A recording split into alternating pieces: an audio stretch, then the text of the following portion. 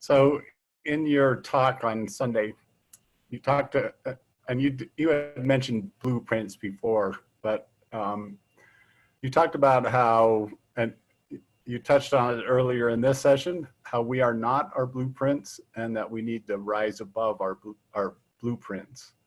So I was just like, I was curious about learning more about that, you know, if,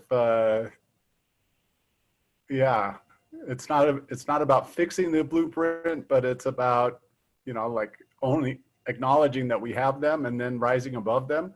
So how do you do that? I don't know how to do that. That's good. How do you do it? Well, so first of all, what is a blueprint, right? A blueprint, like there was the psychological study they did on the boy after they tried it with animals. Skinner, I believe, B.F. Skinner, who did it with the animals and the dogs, and basically creating a stimuli where the bell rang, they started salivating because the stimuli created an expectation of food. What they did the same thing with a similar thing with a little boy, right? The little Albert experiment, where they took a little boy and they introduced a white rat to it, and he just, you know, there was no fear. It's just an animal, curiosity. Then they took away the rat and they made a loud noise. And so he was scared of the loud noise and it created a sense of fear in him. And then they combined the two. So they put a rat and they put a loud noise. And then they did it enough so that he associated the rat with fear. So then when they just presented the rat, he was reacting with fear. He wasn't, and then more than that, you know, they put him on Santa's lap and he started crying. So now he was associating the fear to white fluffy stuff because Santa had a white beard.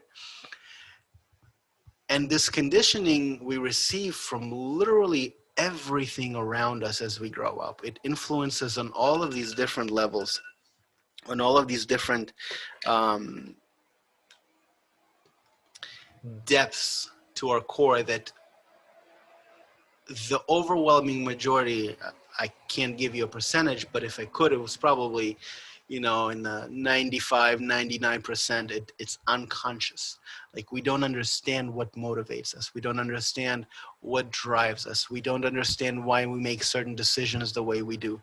But it all stems from this blueprint that we essentially achieved that tells us that this is danger and this is pleasure, and this is pain, and this is pleasure, and you want to run away from this, and you want to go towards that. But we got it from our society.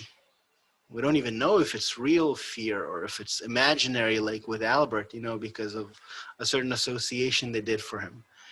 The question is, how do you rise above it instead of trying to tinker with a faulty, with a dirty glass, right? If I'm looking through dirty glasses and I'm trying to clean another dirty glass, my glasses are dirty. So everything is dirty.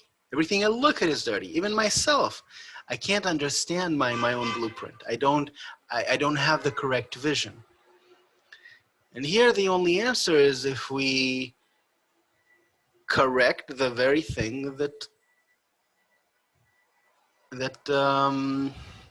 corrupted us, which is society. And if we can build people, if we can put together even a small group of people who go according to this rule that this is what we want, is to create better relationships for each other, you know, like you do in a family, basically. And we can, you know, we study together like we do here once a week. Maybe once we have enough content and interest, that can be a much more frequent type of interaction. When you have a family that you can also practice these things in, that all puts you at a point where you have to interact with others. And so when you interact with others, you begin to pay attention to your reaction to them. And so if the value that we are preaching here and we're practicing here is how to benefit other people, because we understand that through benefiting others, I actually grow as a man. I boost my self-esteem and I build myself up in order to become then even more influential, more beneficial to others, more correct and more right. The cycle then continues, and then I actually begin to enjoy the process. I enjoy finding these little bumps in the road, right? This little, oh, that just tweaked me, like something this guy said or something that guy did. You know, it's an opportunity to try to overcome it. It's an opportunity to see how I can invest in this relationship even more.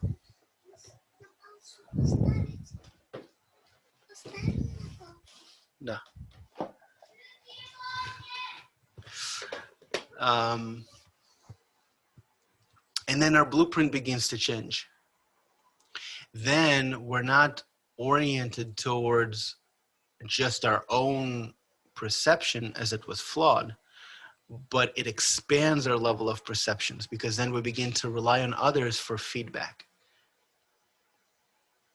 You know, and then, you know, because it's a process, it's a very in-depth process, and you have a lot of ups and downs, and this is where you need the support of a community that also is taking these steps. And then you're creating dynamics and waves that are influencing much and reaching out much farther than you can even imagine. Like you're suddenly seeing that you're giving courage to other people to rise up. You're giving strength to other people to, you know, ask the right questions and search. Sorry, and search out for answers. Um,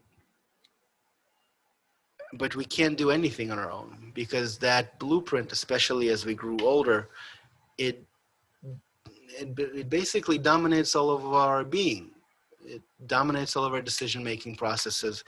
It is in control of everything we do and everything we say. Um, it's like locked. And the only thing that makes it malleable is other people.